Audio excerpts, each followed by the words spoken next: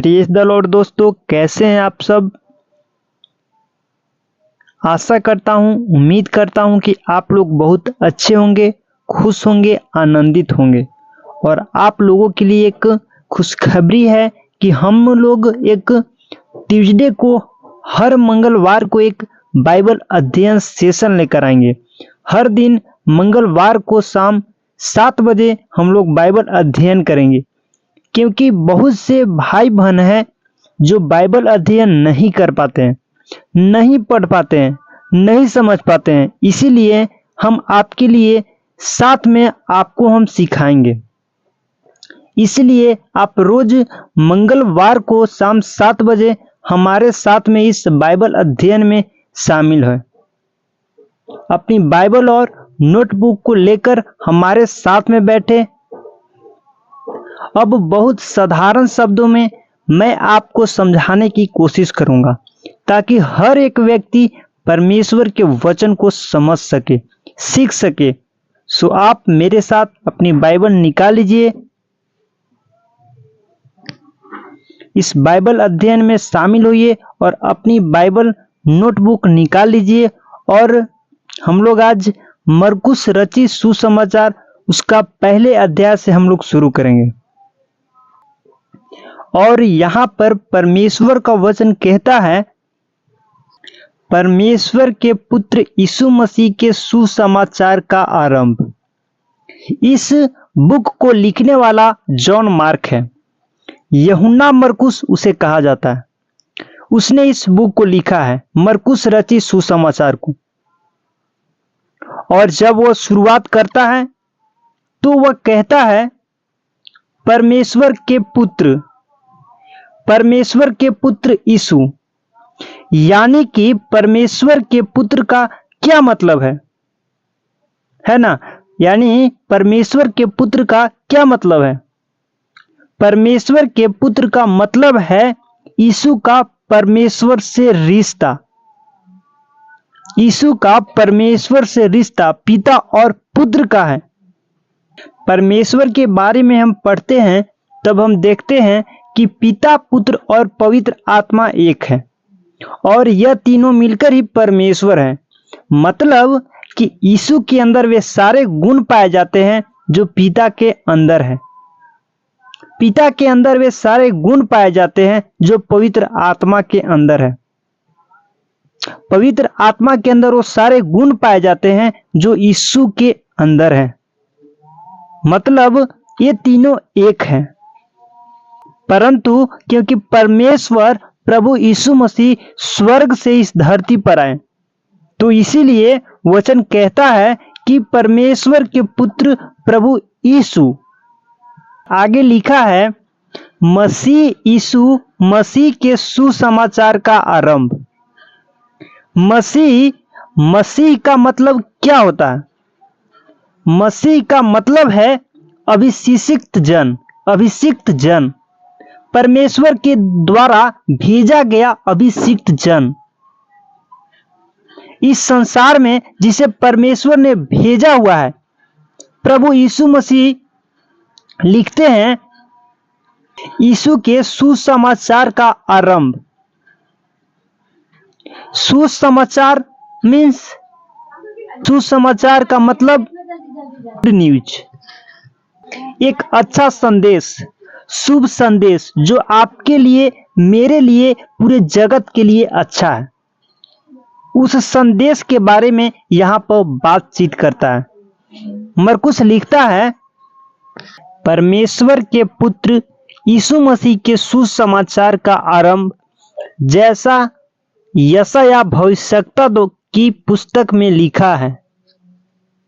वह शुरुआत ही करता है पुराने नियम के एक भविष्यवक्ता के द्वारा, जिसका नाम है यशायाह, और यशायाह भविष्यवक्ता अपने जीवन काल में इस मसीह के आने के बारे में लिखता है, भविष्यवाणी करता है। और वो भविष्यवाणी अपने से नहीं करता, बल्कि परमेश्वर उसे इस विषय में गाइड करते हैं, उसे बताते हैं कि आने वाले समय में एक मसीह इस धरती पर आएगा जो संपूर्ण जगत का उद्धार करता होगा। मसीह मेरे द्वारा अभिषेक किया हुआ व्यक्ति मैं उसे भेजूंगा। वो मेरा पुत्र होगा, मेरा अंश होगा, वो स्वयं परमेश्वर होगा। और भविष्यवक्ता इस बात को लिख लेता है। इसीलिए मरकुस जब शुरुआत करता है तो वो भविष्यवक्ता के वचनों से शुरुआत करता है। लिखता है, देख मैं अपने दूत को तेरे आगे भेजता हूं। किसके आगे आगे? हमारे आगे आगे या फिर मरकुस के आगे आगे? या परमेश्वर का वचन कहता है कि मैं उस अभिषिक्त के आगे आगे, उससे पहले मैं एक दूत को भेजूंगा, अपने एक और व्यक्ति को, एक और जन को मैं भेजूंगा उसके आने से पहले। किसके? उस अभिषिक्त के आने से पहले, उस मसीह के आने से पहले, उस उद्धारकर्ता के आने से पहले मैं अपने दूत को भेजता हूं जो तेरे लिए मार्ग सुधारे। किसके लिए मार्ग सुधारेगा? प्रभु यीशु मसीह के लिए मार्ग को सुधारेगा। और लिखा है, जंगल में एक पुकारने वाले का शब्द सुनाई दे रहा है। अब भविष्यवक्ता ने तो कह दी थी कि इस बात को, लेकिन अब मरकुस कह रहा है कि वही अब जंगल में सुनाई पड़ रही है। उसी दूत के विषय में अब हमें सुनाई पड़ रहा है। जंगल में एक शब्द सुनाई पड़ रहा है कि प्रभु का मार्ग तैयार करो और उसकी सड़कें सीधी करो। जो यशायाह भविष्यवक्ता ने कहा था कि परमेश्वर मसीह के आने से पहले एक दूत को भेजेगा, उस दूत के विषय में मरकुस कह रहा है कि उस दूत के बारे में अब हमें सुनाई दे रहा है। उस दूत के विषय में अब हमें सुनाई दे रहा है कि वह पुकार रहा है, लोगों को कह रहा है कि प्रभु का मार्ग तैयार करो, उसकी सड़कें सीधी करो, उसके लिए मार्ग बनाओ, क्योंकि स्वयं सर्वशक्तिमान इस धरती पर आने वाले हैं। इसीलिए उसके लिए क्या करो? मार्ग बनाओ। जब कभी भी आपके शहर में कोई बड़ा नेता या फिर प्रधानमंत्री या फिर मुख्यमंत्री या कोई बड़ा व्यक्ति आता है तो आप लोग क्या करते हैं? या फिर कोई सरकार क्या करती है? अधिकारी क्या करते हैं? वो सड़कों को ठीक करते हैं, वह सफाई करते हैं, पूरी व्यवस्था करते हैं, पुलिस फोर्स को लगाते हैं। मतलब वो सही मार्ग को तैयार करते हैं ताकि वो आने वाला है उसे कोई दिक्कत ना हो, उसे कोई प्रॉब्लम ना हो, वह सीधे से आकर अपना काम करे और चला जाए। इससे पहले क्या किया जाता है? तैयारी की जाती है।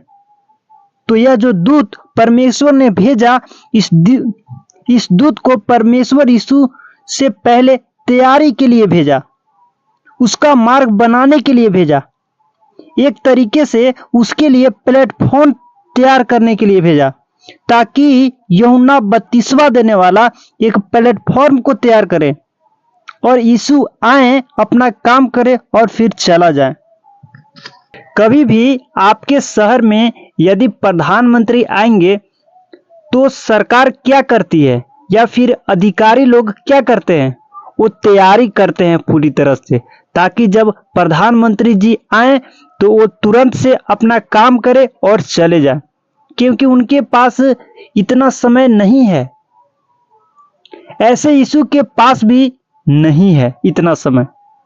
इसीलिए क्या है कि परमेश्वर ने यीशु से पहले एक दूत को भेजा और उस दूत का नाम है यूहन्ना बपतिस्मा देने वाला। 4 पद में यदि आप पढ़ेंगे तो वहां पे लिखा है, यूहन्ना आया जो जंगल में बपतिस्मा देता और पापों की क्षमा के लिए मन फिराव के बपतिस्मा का प्रचार करता था। उसका नाम क्या है? यूहन्ना। और यूहन्ना आया जो जंगल में क्या दिया करता था? बपतिस्मा दिया करता था।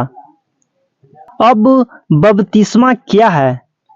बपतिस्मा एक संस्कार है या फिर एक चिन्ह है।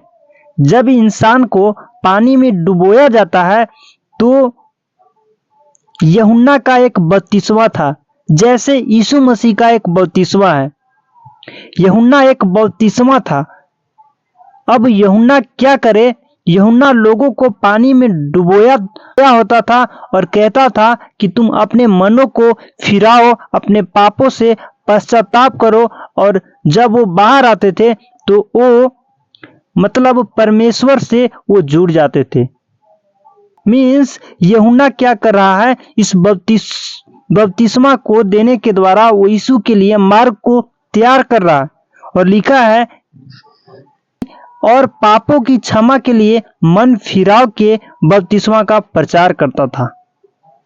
क्या करता था? पापों की क्षमा। वो कहता है यदि तुम्हें पापों की क्षमा चाहिए तो तुम अपने मन को फिराओ। मन को फिराने का क्या मतलब है? मन को परिवर्तित करना, मन को, अपने विचारों को बदल दो।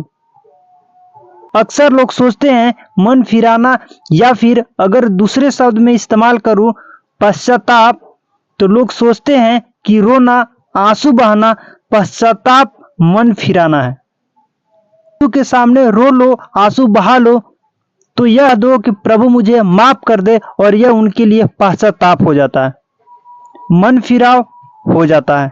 लेकिन मन फिराव का मतलब है कि जिस मार्ग पर तुम चढ़ रहे हो उससे टर्न हो जाना, उससे टर्निंग बैक हो जाना। अब उस मार्ग पर नहीं चलना जिस पर आप पहले चलते थे।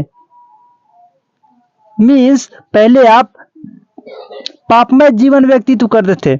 जब आप अपने यीशु की आवाज को सुना और अपने मन को फिराया, मीन्स अब आप उस पाप के रास्ते पर नहीं जाएंगे। अब अपने मन को फिरा दिया, अपने मन को चेंज कर दिया, अपने विचारों को आपने चेंज कर दिया, अपने डायरेक्शन को आपने चेंज कर दिया। अब आप किसकी ओर जा रहे हैं? अब आप यीशु के रास्ते पर जा रहे हैं। समझ रहे हैं मेरी बात? एक संसार का रास्ता है, एक यीशु का रास्ता है। बाइबल हमें बताती है एक चौड़ा रास्ता और एक संकरा रास्ता। चौड़े रास्ते पर बहुत से चलते हैं, लेकिन संकरे रास्ते पर थोड़े चलते हैं। यीशु मसीह ने कहा जो चौड़ा रास्ता है, यीशु कहते हैं वो मृत्यु की ओर जा रहा है, और जो संकरा रास्ता है वह स्वर्ग की ओर जा रहा है, वह परमेश्वर की ओर जा रहा है। और यहां पर सारा संसार इस ओर जा रहा है, पाप की ओर जा रहा है, नरक की ओर बढ़ता चला जा रहा है। वो पाप में लिपटा है संसार सारा, हर एक व्यक्ति गुनाहों में लिपटे हुए हैं। यीशु कह रहे हैं, फिर यूहन्ना कह रहा है कि मन फिराओ, इस पापमय रास्ते को छोड़कर अपने मन को परिवर्तित करो, अपने मन को घुमा दो।